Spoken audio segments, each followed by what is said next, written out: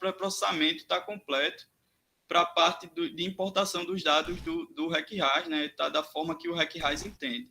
Então, a gente vai salvar essa geometria, né? Nome comum aqui, geometria. E aí a gente vai começar a trabalhar aqui e inserir o nosso bueiro, né? O nosso bueiro ele tem que estar entre essas duas seções aqui, né? Que é no levantamento foi o que foi definido. E aí eu vou dar uma contextualização para vocês do que o RecRAS entende de bueiro, né? E de o que a gente tem que levar em consideração na hora de dimensionar um bueiro. A primeira consideração na hora de dimensionar um bueiro é que a gente tem que definir previamente qual escoamento, o tipo de escoamento que a gente quer que o nosso bueiro tenha, né, para que ele seja dimensionado.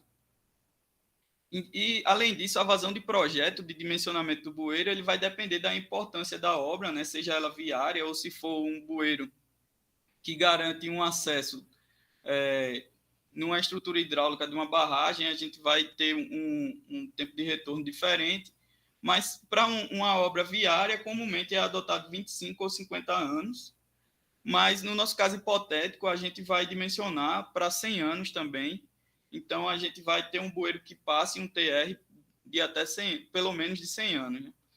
Então, a segunda questão é que a gente tem um comportamento de linha d'água, né? Um bueiro pode se comportar de diferentes formas. Ele pode se comportar como um canal, né?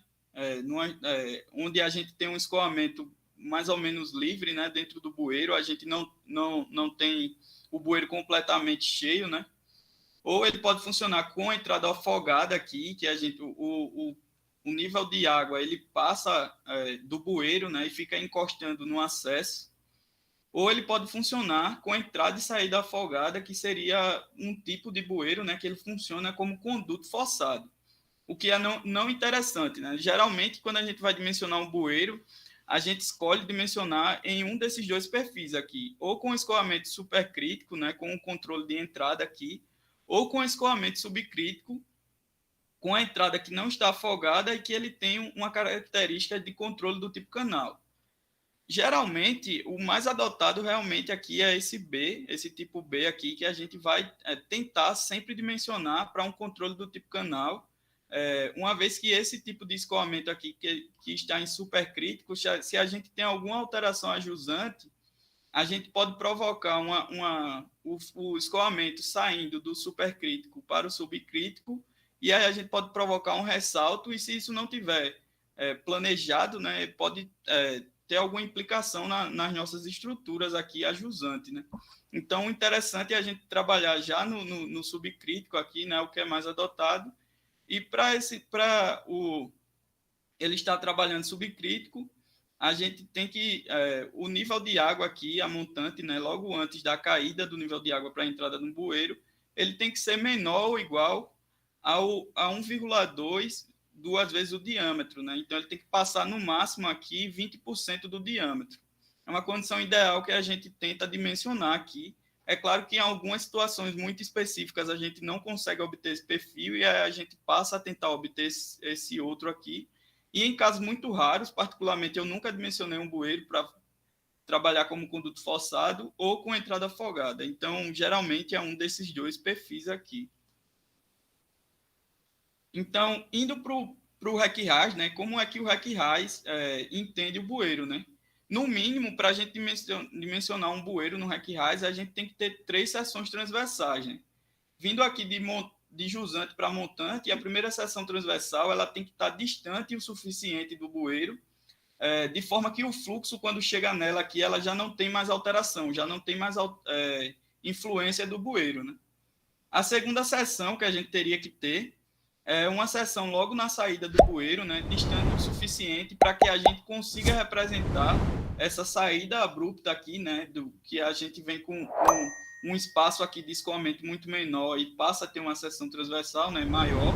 Então a gente tem que ter um espaço aqui suficiente para conseguir representar o que a gente chama de expansão do escoamento, né, que ele estava apertadinho e passa a ter um espaço maior para escoar.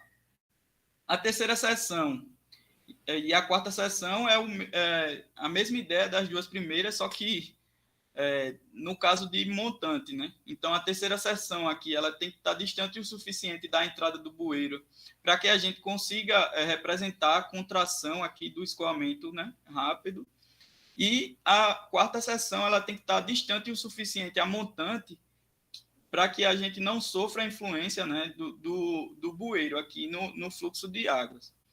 Então, essas distâncias aqui tem algumas considerações, alguns parâmetros que podem ser adotados para a gente setar lá no RecRAS, né, as distâncias, mas geralmente a gente faz também por análise de sensibilidade, né? A gente coloca a seção lá e vê o perfil da linha d'água. Se o perfil da linha d'água não está o que se espera para o tipo de bueiro, para aquela simulação ali, o que a gente espera pela equação de escoamento mesmo, a gente começa a alterar.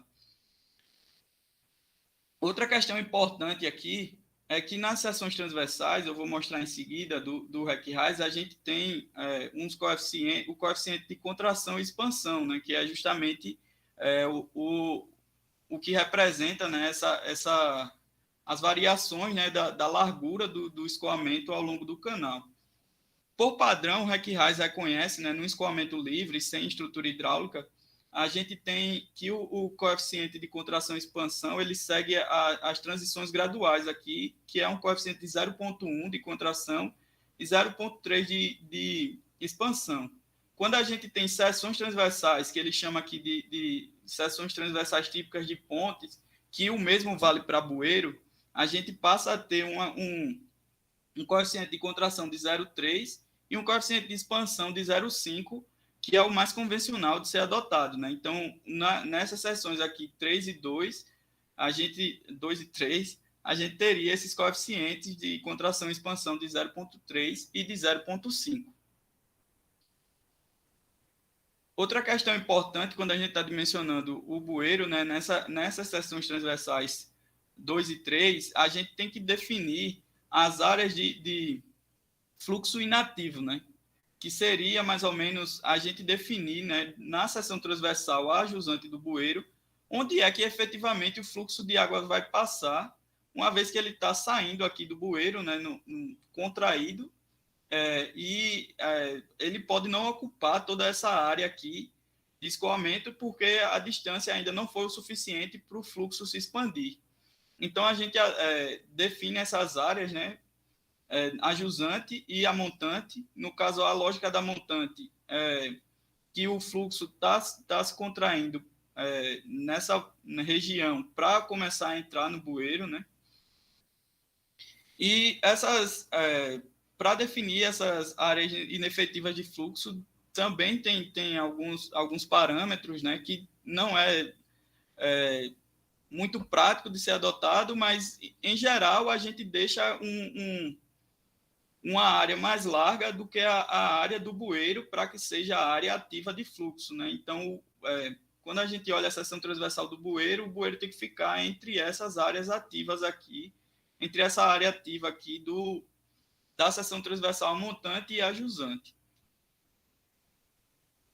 Outra questão importante é que quando a gente vai dimensionar o bueiro, né, a gente precisa dimensionar o tipo de bueiro também. Os tipos mais comuns são os circulares e os celulares, né?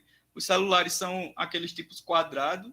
A gente vai focar aqui na live em um tipo de bueiro, até para ser mais prático, né? A gente vai focar no tipo de bueiro celular, sendo que a gente precisa definir no RecRAS também o tipo de entrada aqui que esse bueiro vai ter, né? Então, a gente pode ter uma entrada com a estrutura construída aqui, né?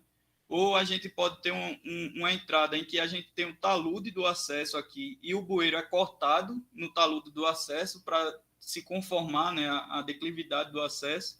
Ou a gente pode ter simplesmente um bueiro que é projetado, né? Você colocou o bueiro ali, fez o talude em cima e não cortou o bueiro. Isso é importante porque esses tipos de entrada do bueiro, eles vão definir, né, qual o nosso tipo de perda de carga aqui, que a gente qual o nosso coeficiente de perda de carga, né, que a gente vai adotar na simulação. Então, a gente, no nosso caso hipotético aqui, a gente vai adotar esse bueiro aqui, que ele é cortado conforme a declividade do acesso, ele gera na entrada uma perda de carga, um coeficiente de 0,7, e na saída, a perda de carga na saída do bueiro, ela convencionalmente adota-se 1, o valor de 1, coeficiente de 1, porque a gente adota que essa saída é abrupta, né? A gente poderia ter uma saída mais estruturada, e aí a gente mudaria esse coeficiente de perda de carga, né? Conseguiria diminuir, mas geralmente a gente não projeta esse tipo de situação. Então, o mais convencional, né, é adotar a perda de carga, o coeficiente de perda de carga 1 na saída. Então, vindo aqui para o REC-RAS, né, dada essa contextualização, a gente vai criar, né, nosso elemento de bueiro aqui entre essas duas seções. Então, a gente vem aqui na opção de pontes e bueiros e vai definir aqui, adicionar um bueiro. Uma questão importante, quando a gente for adicionar um bueiro, é que ele vai perguntar aonde na seção transversal, aonde no rio ele vai estar, né, no nosso elemento aqui. Então, o que a gente usa para se guiar é a numeração, né, das seções, como ele vai estar entre a seção 17.94 e a seção 29, a gente vai colocar um valor, né, qualquer que esteja entre essas duas seções aqui, para que o nosso bueiro seja inserido nessa região aqui. Então, eu vou vir aqui em Options, adicionar, né, e aí eu vou definir o valor de 25, né, que está entre 17 e o nosso valor. Então, ok. E aí, quando a gente coloca o 25, ele já reconhece qual é a seção amontante e qual é a seção de jusante. E aqui ele já diz qual é o valor, né? Qual o número da seção que está amontante e o número da seção que está jusante. Então, a primeira coisa que a gente vai fazer a partir de agora é a gente definir o nosso acesso, né? A nossa área construída do acesso, onde a gente vai preencher, né, a nossa seção transversal, para que a gente possa inserir o bueiro em seguida. Então, a gente vai vir aqui em Index e vai delimitar o nosso acesso, né? Então, ele pergunta aqui uma distância em relação transversal de montante. Aí, lembrando lá que a gente tem que ter um bueiro que esteja suficientemente numa distância suficiente para que a gente consiga representar, né, a contração do fluxo. Então, a gente vai adotar aqui 2 metros e, caso seja necessário, a gente pode alterar depois. Então, a gente vai deixar aqui 2 metros e o nosso cliente passou para a gente, né, nosso cliente hipotético, que o nosso acesso ele teria que ter 7 metros de largura. Então, a gente vai colocar aqui 7 metros. Então, aqui eu vou passar em relação à seção de montante, onde é que vai estar o nosso deck, né? Então, primeiro eu tenho que passar aqui a station, o que ele pede informação é a station e a coordenada mais alta, né? A elevação mais alta. Então, essa station aqui é em relação à seção transversal. Se a gente olhar aqui, a numeração a gente tem, né, em metros, a nossa seção transversal largura. Então, a gente vai colocar mais ou menos, vai colocar um acesso aqui, que ele passe aqui nessa seção, vindo aqui. Então, a gente vai colocar aqui mais ou menos no 0,5 aqui, numa altura aqui de mais ou menos 55. Enfim, esses valores aqui inicialmente são arbitrários, a gente pode depois ir alterando, né? Porque quando a gente está dimensionando bueiro e acesso, tem também toda a questão de carga que vai passar em cima do bueiro, e aí a gente tem uma distância mínima de recobrimento. Quando a gente está num projeto, a gente tem que calcular isso tudo também, né, em equipe. Então, eu vou definir aqui 0,5, a altura de 54,8, e a nossa segunda station, né, onde vai acabar o nosso deck aqui, vai ser na 9,5, mais ou menos aqui, e acabar e até a elevação 54,8 também. A jusante, a gente vai ter a mesma situação, mas aqui no nosso caso, nosso deck vai começar mais ou menos na 4 aqui e terminar mais ou menos aqui na 14. O Eu vou station é a distância em relação sempre à margem esquerda, né? Isso. É Né? sempre em Então, relação a essa margem aqui. e sempre a margem esquerda. E aqui a nossa elevação, né? Onde vai ser preenchido. Então, depois que eu definir aqui, eu vou definir que vai estar na 55, na cota 55. Dou um OK e o nosso deck aqui foi criado, né? Então, basicamente, a nossa seção transversal aqui foi preenchida aqui, né? Com o nosso material que a gente vai preencher para construir o acesso. Então, o próximo passo é a gente dimensionar um bueiro. Lembrando sempre que o bueiro ele tem que estar, a gente tem que deixar uma distância, né, de recobrimento do bueiro para que a gente consiga passar veículos ou seja lá para que sirva o acesso. Então, o nosso diâmetro também ele é limitado à nossa altura da seção, né, e ao quanto de recobrimento a gente pode ter. Então, a gente vai adicionar o bueiro aqui, né? Clica aqui em bueiro. A gente pode selecionar o tipo de simulação, né?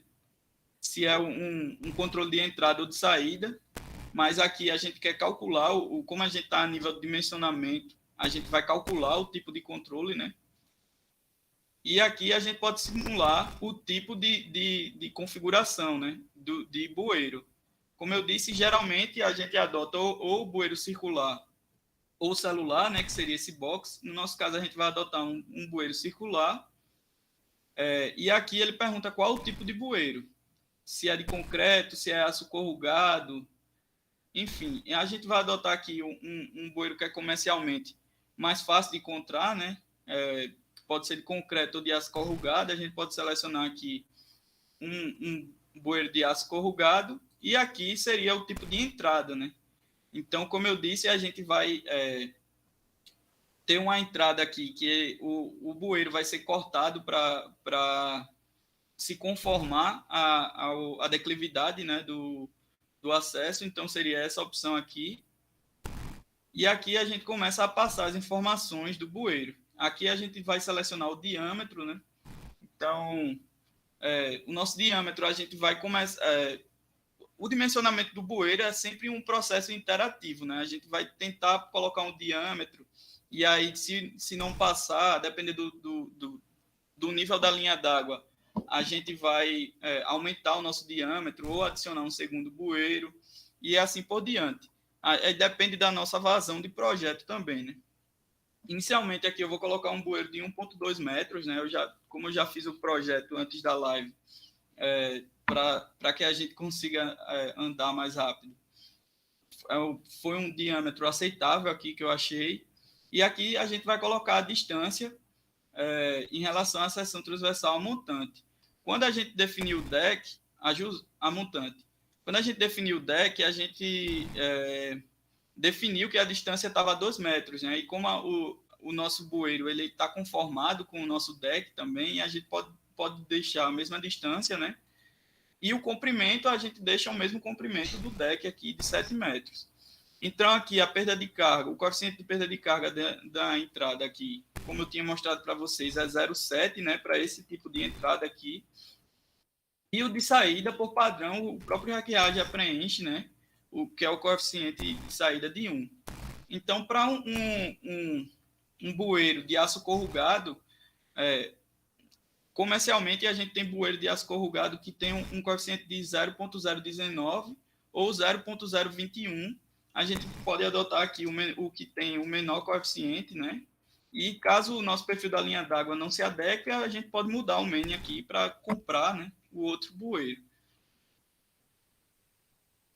Então aqui a gente preencheu algumas informações.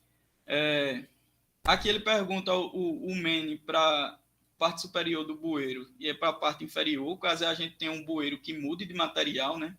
Mas no nosso caso não muda, então é o mesmo MEN. E aqui a gente vai colocar a geratriz inferior do bueiro a montante e a geratriz inferior do bueiro a jusante. Então, se a gente quiser colocar alguma elevação para que a gente tenha uma perda de carga maior, a gente pode colocar. ou a gente pode deixar o bueiro conformado com o nível mais baixo da seção, né? Então, inicialmente, a gente vai adotar esse nível mais baixo aqui, que é 52,5 a montante, 52,95, e a jusante a gente pode deixar aqui 52,85. E aqui embaixo a gente vai colocar o nosso bueiro, né? E de novo aqui a nossa... onde ele está em relação à nossa margem esquerda da seção transversal, né? E aqui o importante é que essa localização, né, ela está relacionada com o centroide do bueiro, né? Ou seja, se a gente passa aqui que ele está a 4,2 metros da margem esquerda,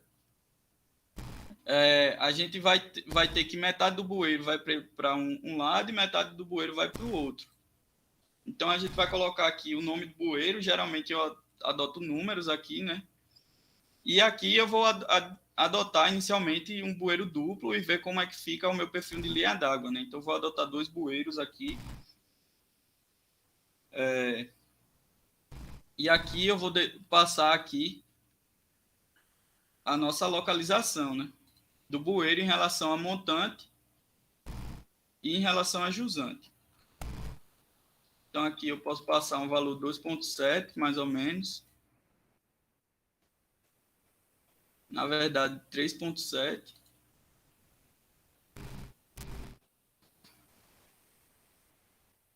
E a jusante, eu posso passar um valor mais ou menos de 7,6. O nosso segundo bueiro, como a gente tem um diâmetro de 1,2 metros, o ideal é que ele esteja pelo menos uns 10 centímetros depois. Então, a gente vai adicionar aqui 1,2, 1,3, né? Então, ficaria 5,5. E 1,3 aqui ficaria 8,9. A gente dá um OK e vai ver onde ele adicionou o bueiro, né? Então, na seção a montante, ele está bem no meio, né, da seção, a gente não precisaria mexer aqui inicialmente, sendo que na seção de jusante ele está bem deslocado para a esquerda, e aí a gente pode centralizar mais, adicionando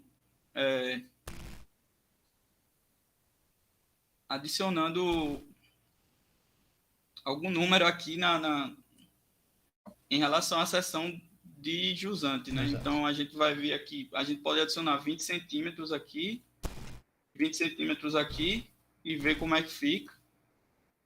Ainda não foi suficiente. Esses valores aí sempre é o centroide, né? Do bueiro, né? Então, Isso, exatamente. Sempre em relação ao centroide. Ele vai se sempre em relação ao dividir centroide do bueiro. em relação ao valor que você passou. Você passou 8 aqui, então a gente vai ter metade do bueiro antes do 8, né? E metade do bueiro depois. Esse é um ajuste horizontal, né? Ali em relação à seção transversal. Vertical, tu Isso. consegue fazer também um ajuste vertical? Então, o ajuste vertical a gente faria aqui em relação à A geratriz, base, né? Isso. de entrada e de saída, né? Inicialmente a gente deixou aqui a geratriz colada no chão, né? Perfeito. Mas caso a gente precise mudar a declividade do bueiro, a depender do perfil da linha d'água, a gente pode dizer que o bueiro Aumentar não esse está valor. rente ao chão, né? Pode ter um valor, pode estar a mais, né? Então, a gente chama de berço, né? O Isso. bueiro pode ter um berço. Então, eu vou deixar esses valores aqui inicialmente. Nosso bueiro foi inserido aqui. Então, a gente vai... Como a gente está num canal natural, né? A gente vai definir os coeficientes de Manning aqui de 0,03, que é um coeficiente médio de canais naturais, para todo o modelo. Dá um OK. Então, a gente já tem aqui a nossa geometria, o nosso bueiro já foi inserido aqui